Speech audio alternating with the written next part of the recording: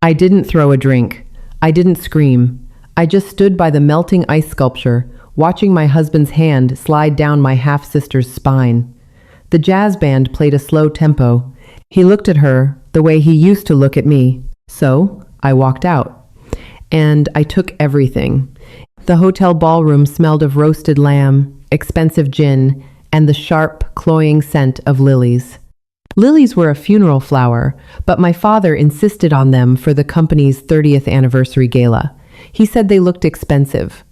I stood near the back, my spine pressed against a cool marble pillar, nursing a glass of champagne that had gone warm and flat 20 minutes ago. It tasted like old pennies. I was watching them. Ian was not a particularly graceful man.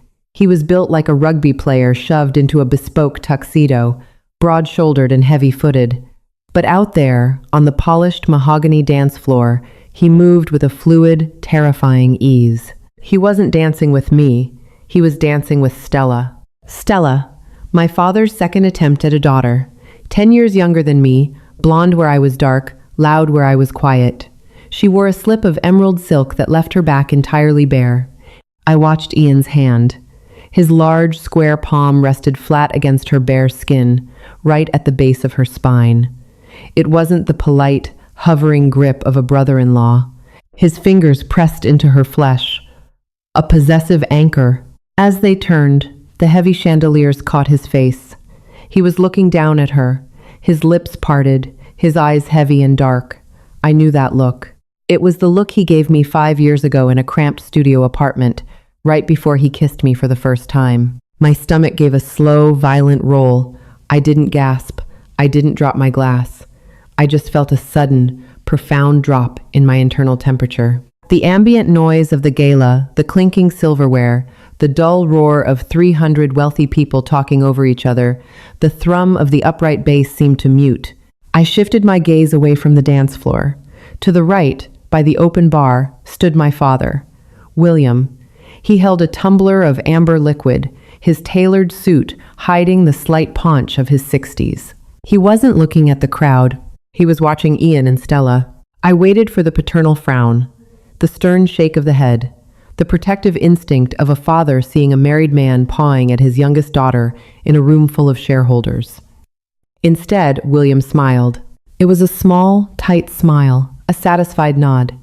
He raised his tumbler an inch in their direction, a blessing, an approval. The flat champagne surged up the back of my throat. I swallowed it down, the acid burning my esophagus.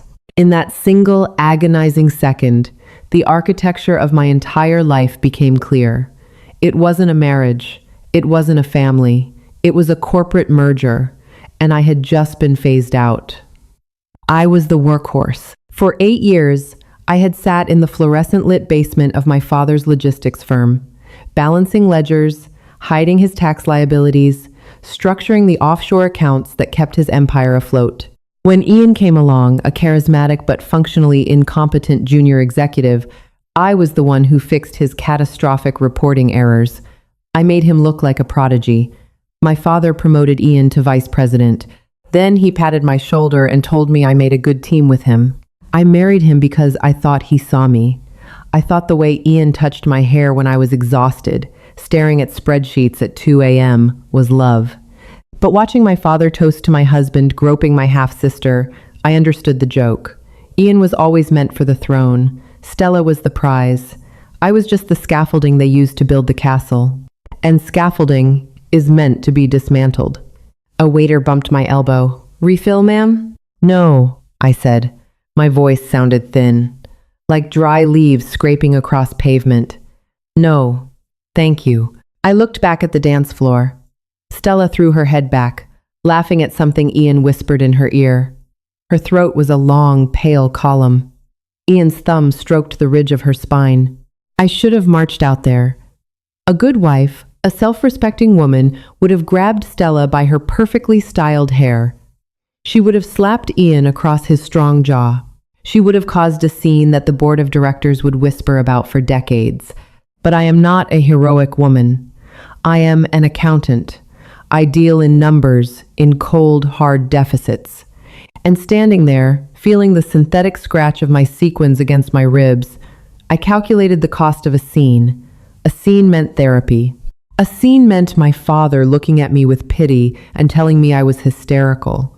A scene meant Ian apologizing, buying me a necklace, and finding better ways to hide his affair. I didn't want a scene, I wanted an erasure. I set the champagne flute on a passing tray. The glass made a sharp clink. I turned my back to the ballroom, walked through the heavy velvet curtains, and exited into the cold, damp night. I didn't look back. The air outside tasted like exhaust fumes and impending rain. I tipped the valet a 20 to bring my sedan around. I didn't wait for Ian. He would assume I got a migraine and took a cab. It was a convenient excuse we both used when the other was no longer required. The drive back to our townhouse was a blur of streetlights smearing across the windshield. My hands gripped the leather steering wheel until my knuckles ached, but my mind was startlingly, violently clear. The house was dark when I unlocked the front door. The scent of Ian's cedarwood cologne lingered in the foyer, mixed with the stale smell of coffee grounds we hadn't emptied from the machine that morning. Normally, this smell meant home. Tonight, it smelled like a stranger's house. I walked upstairs, the heels of my shoes sinking silently into the plush carpet. I didn't pack a suitcase. Suitcases leave holes in closets. Suitcases trigger questions. Instead, I went to the guest bedroom. Underneath the bed was a dark green canvas duffel bag I used for the gym. I dragged it out. Dust clung to the bottom. I worked with a clinical, detached efficiency. 6 pairs of plain underwear, 2 pairs of jeans, 4 sweaters, thick socks. No dresses, no jewelry. No makeup aside from a tube of chapstick. I went to my home office. It was a small room dominated by 3 large monitors. This was where I had spent the last 8 years building my father's wealth. I sat in the ergonomic chair. The leather creaked. I woke up the computer. The screen cast a pale, blue glow across my face. My father thought I was a loyal soldier. He thought the intricate network of shell companies I set up in the Cayman Islands and Delaware were his private, untouchable reserves. He didn't understand the digital architecture of modern finance. He didn't know that when you build the vault, you get to keep a copy of the master key. For 3 years, every time Ian took credit for my quarterly reports, every time my father bought Stella a new sports car while telling me the company needed to tighten its belt regarding my salary, I moved a fraction of a percent. A rounding error. A microscopic slice of the pie diverted into an account that existed only under a string of alphanumeric characters on a secure server in Zurich. It wasn't embezzlement, it was back pay. I opened the remote server. My fingers flew across the mechanical keyboard. Clack, clack, clack. The sound was rhythmic, soothing. I initiated the final transfer. The sum was large enough to live comfortably for the rest of my life, but small enough that my father's bloated accounts wouldn't flag the loss for at least 6 months. By the time they found the leak, the pipe would be melted down to slag. Transfer complete. I pulled a small black thumb drive from my desk drawer.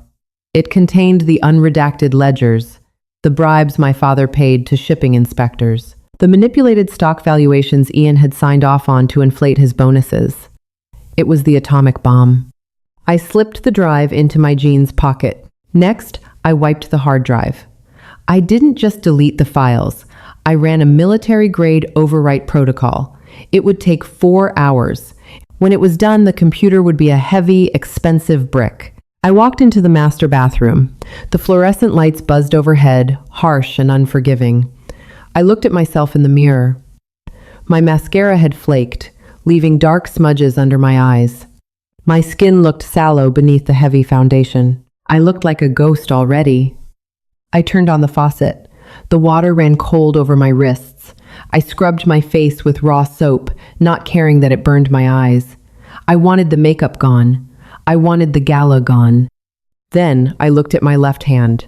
The diamond was a princess cut. 3 carats. Ian had picked it out with my father's help. It caught the harsh bathroom light, fracturing it into tiny, arrogant rainbows. I tugged at it. It slid off easily. I set it down on the marble vanity, right next to a dried, chalky ring of Ian's peppermint toothpaste.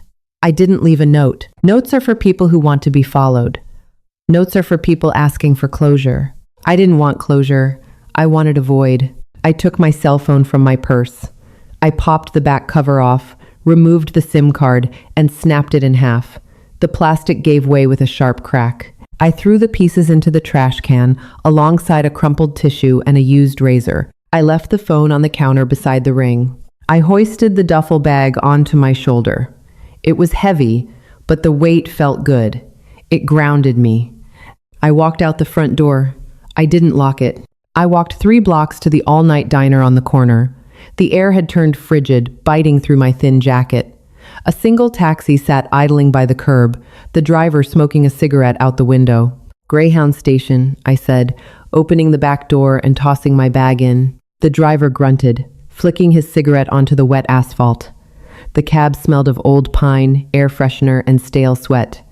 I sank into the cracked vinyl seat. As the taxi pulled away, moving through the sleeping city, a strange physical sensation washed over me. It started as a tightness in my chest, a sudden, terrifying inability to draw breath. My hands began to shake. A cold sweat broke out on my forehead. It was the adrenaline crashing, leaving behind the stark, terrifying reality of what I had just done. I leaned over, pressing my forehead against the cold, vibrating window, and dry heaved. "You good back there, lady?" the driver asked, glancing in the rearview mirror. I swallowed hard, the acid burning my throat for the second time that night. I sat up straight, wiping my mouth with the back of my trembling hand. "I'm fine," I whispered. I watched the city limits blur past. Nora was dead. The wife was gone. The obedient daughter had evaporated into the fog. All that was left was the accountant, and the accountant had a ledger to balance. The rain in Oregon is not like the rain back east. It doesn't fall in dramatic, violent thunderstorms. It hangs in the air, a constant, oppressive mist that soaks into your bones and turns the world the color of wet concrete. It was perfect. It had been 6 months since I became a ghost. 6 months since I walked out of a gala and ceased to exist. My name was now Anna. I lived in a second-floor walk-up in a working-class neighborhood in Portland. The apartment smelled of cheap bleach and the cumin-heavy cooking of the family next door. My furniture consisted of a mattress on the floor, a battered wooden dining table I found at a thrift store, and a coffee pot that hissed like a dying animal. I didn't mind the austerity. I craved it. After a life surrounded by velvet, mahogany, and lies, the peeling linoleum of my kitchen felt like honesty. I spent my days working part-time at an independent bookstore. It paid minimum wage in cash. I stacked thick paperback novels, inhaled the dusty scent of aging paper, and rarely spoke to anyone. My boss, a heavy-set man with a spectacular beard, liked that I was quiet. He didn't ask questions. But my real work happened at night. At 9 p.m., I would lock the deadbolt, draw the cheap plastic blinds, and open my laptop. A bulky, heavily encrypted machine I had bought with cash from a pawn shop. I had been watching them. The internet makes it incredibly difficult to disappear, but it makes it terrifyingly easy to observe. I used a VPN routing through 3 different countries to check the local society pages and corporate news boards back home. The narrative they spun was predictable. Nora had suffered a mental breakdown. That was the official story my father fed to the board. She wandered off. She is seeking private treatment. It preserved his dignity. It made him look like a tragic, long-suffering patriarch. Ian played the role of the devastated husband perfectly. For the first 2 months, anyway. By month 3, Stella had moved into our townhouse.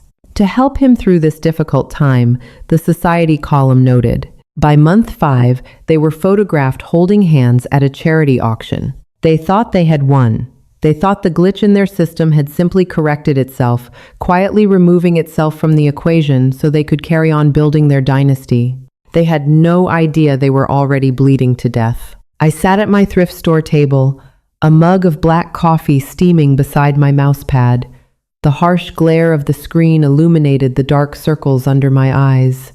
I pulled up the financial architecture of my father's logistics firm. For the past 5 months, I had been doing prep work. I hadn't attacked anything yet.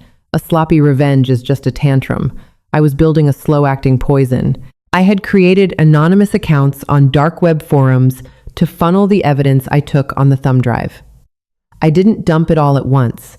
That would be too easily dismissed as a targeted hack.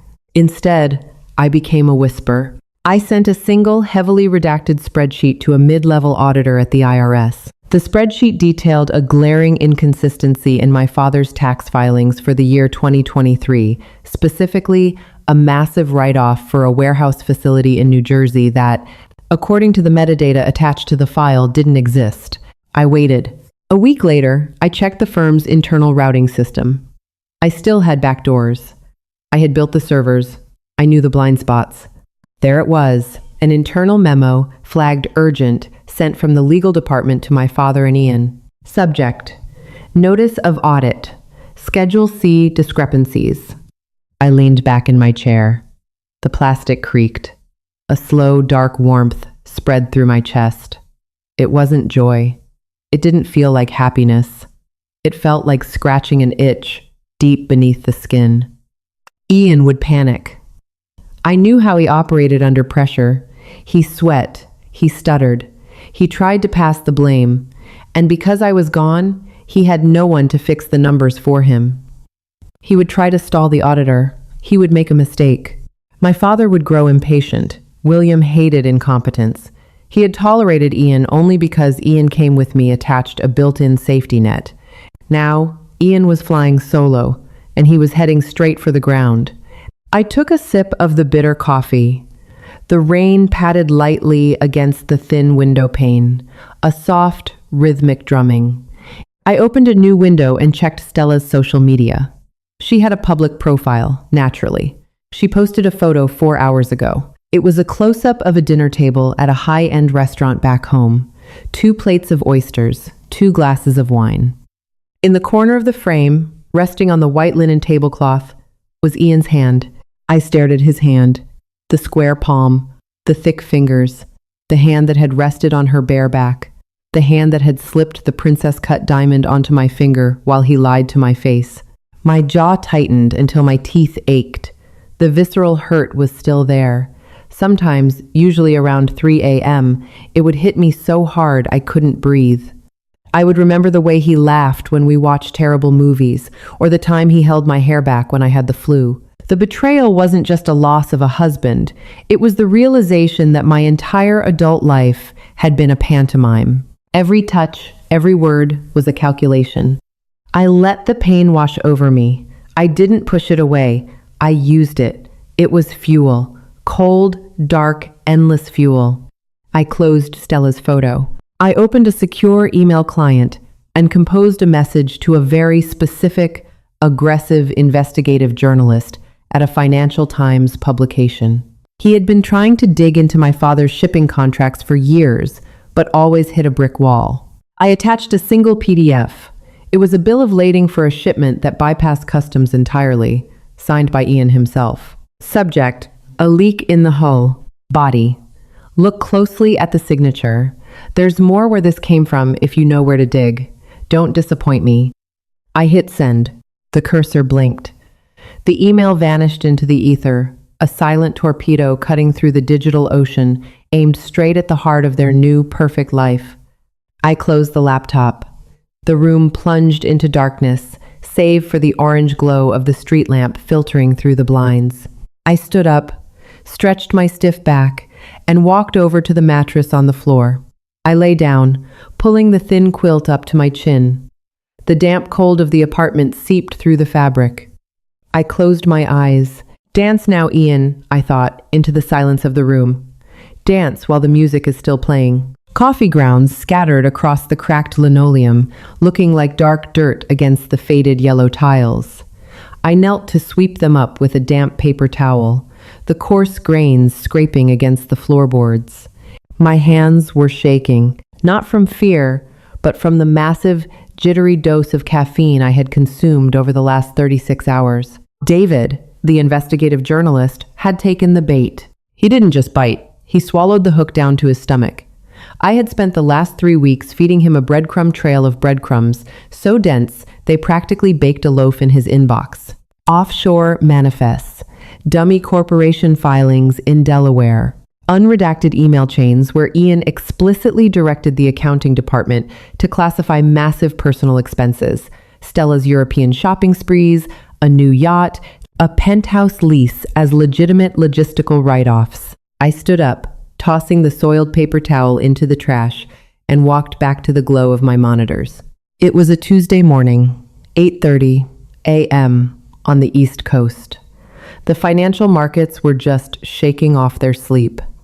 David's article went live at exactly 8:32 a.m. The headline was brutal, devoid of any sensationalist punctuation.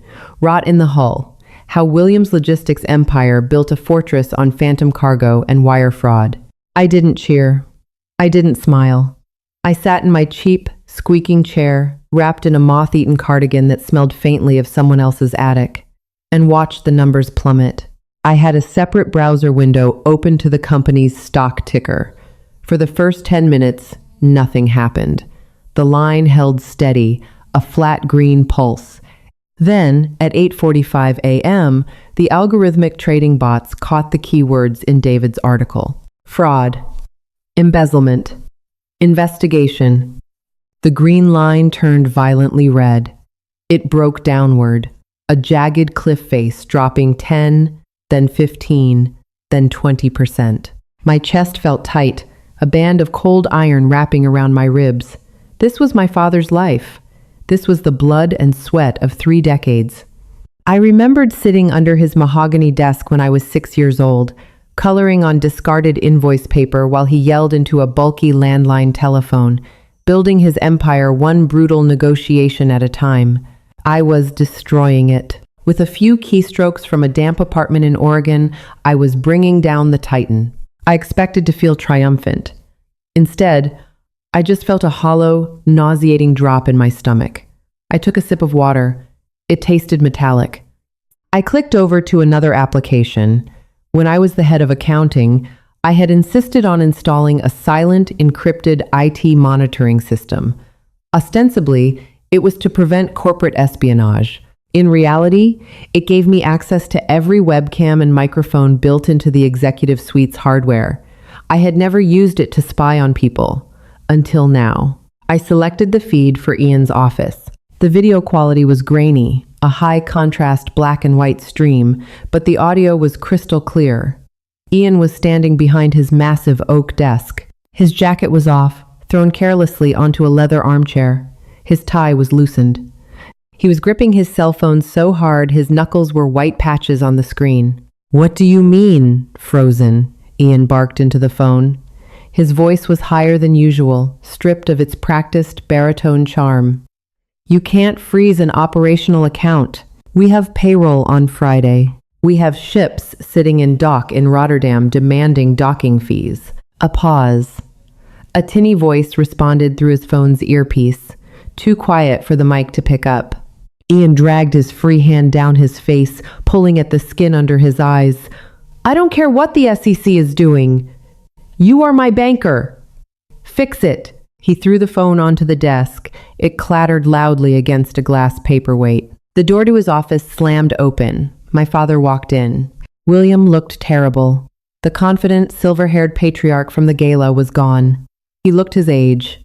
His skin was gray, hanging loosely around his jawline.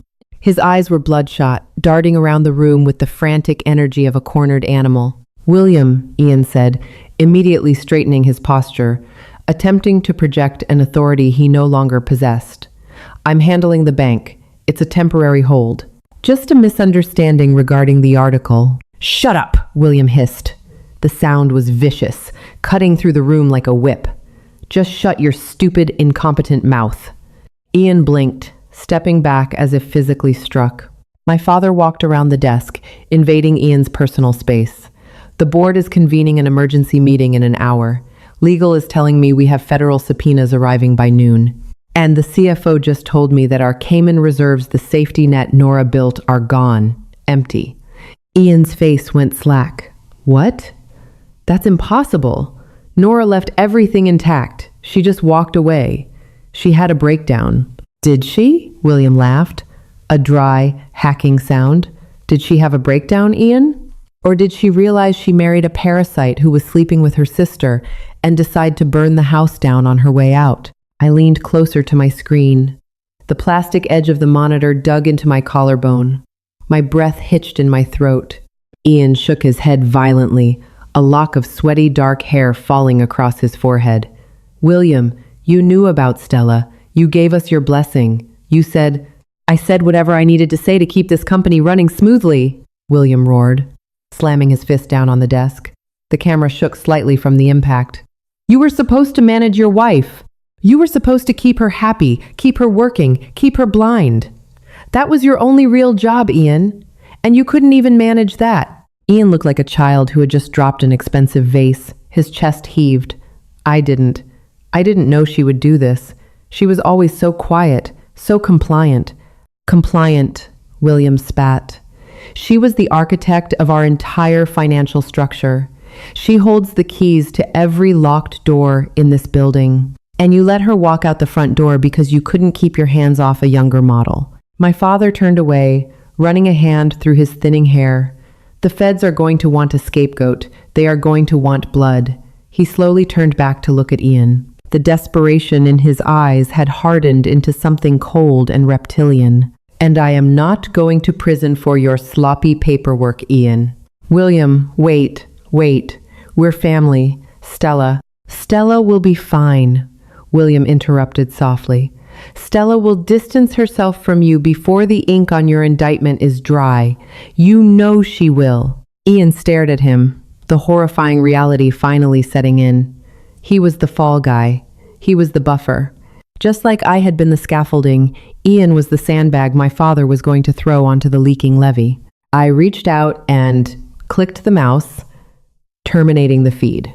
The silence of my apartment rushed back in, broken only by the distant hum of traffic from the wet street below.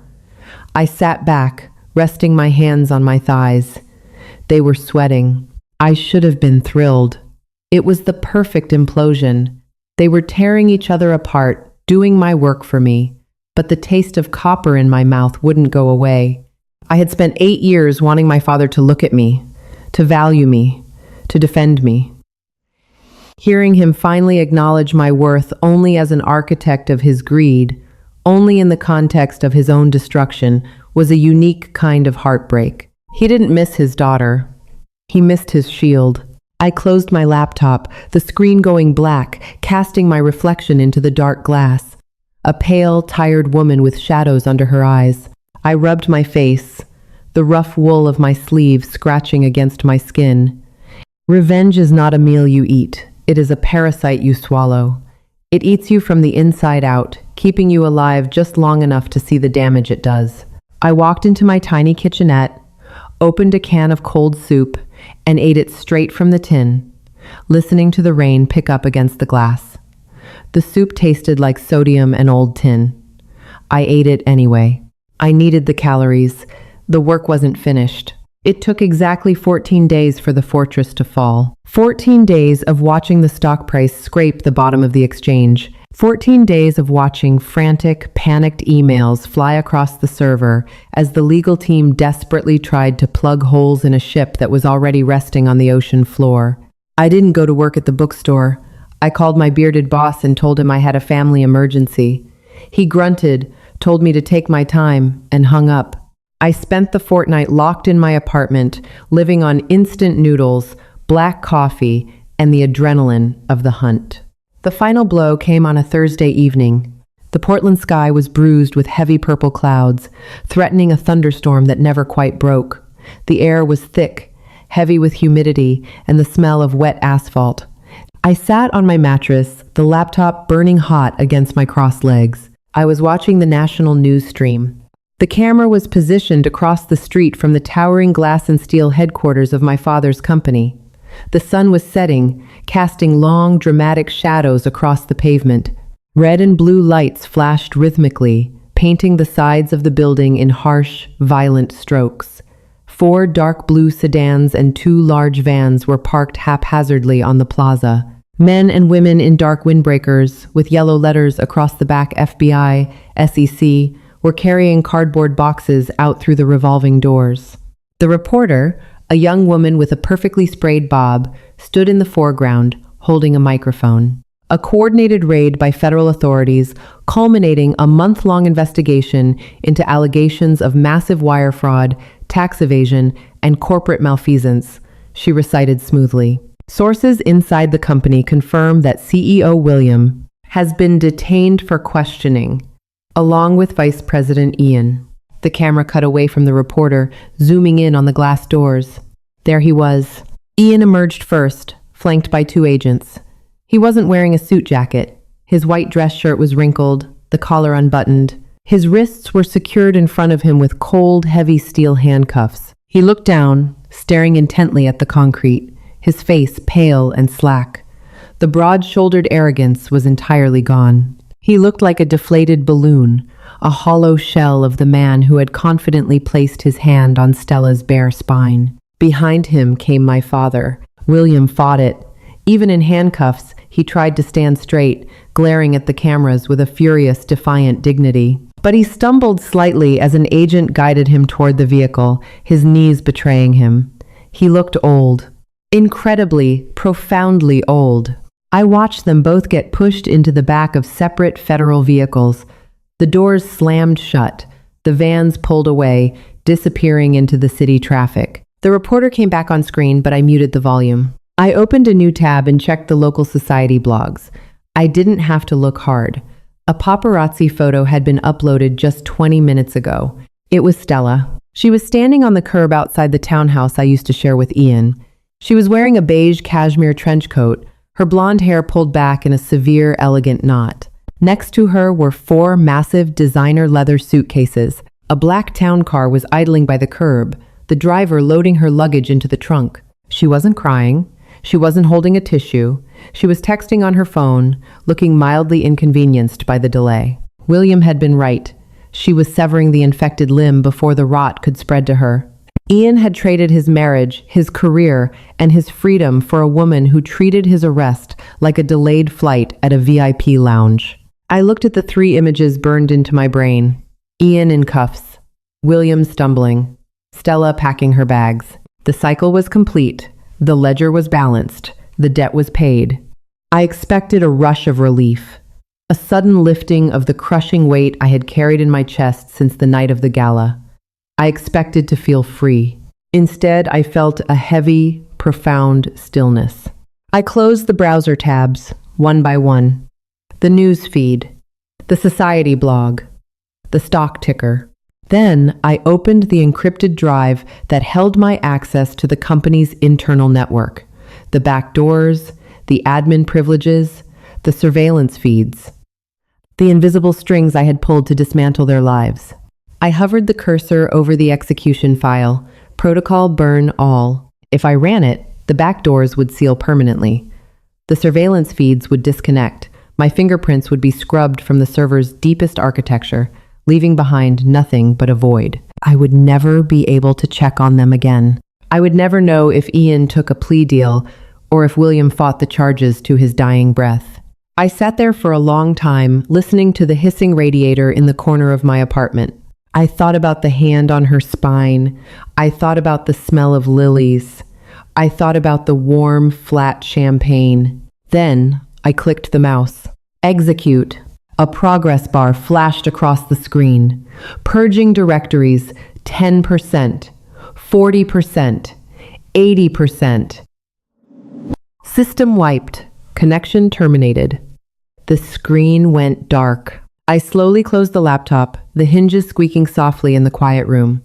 I set the heavy machine on the floor beside the mattress. I stood up and walked over to the narrow window. The storm had finally broken. Rain lashed against the glass, heavy and violent, washing the grime from the streets below. The air in the apartment felt cooler, cleaner. I didn't feel triumphant. I didn't feel like a hero. I was a woman who had burned down a toxic forest, and now I was standing in the ashes, smelling the smoke, but the fire was out. I went into the bathroom. The fluorescent light flickered, casting harsh shadows across my face. I looked in the mirror. The ghost of Nora was gone. The accountant who sought vengeance had finished her contract.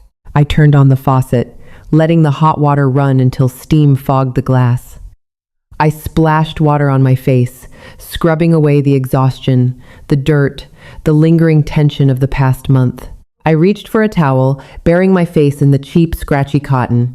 When I pulled it away, I looked back at the mirror. I wiped a circle in the condensation.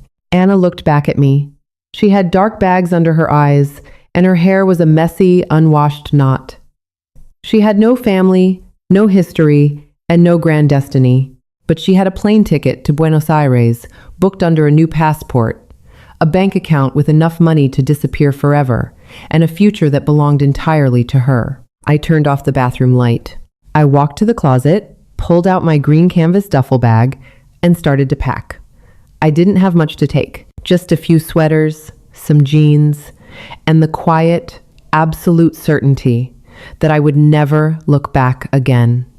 If this dark, twisted journey of betrayal and calculated revenge kept you on the edge of your seat, don't just scroll past. Hit that like button to support more gritty, human stories. Share this video with someone who loves a brilliant, slow-burn psychological thriller where the villain gets exactly what they deserve. And most importantly, subscribe and ring the bell so you never miss our next raw, emotional storytelling experience. Your support keeps these stories alive.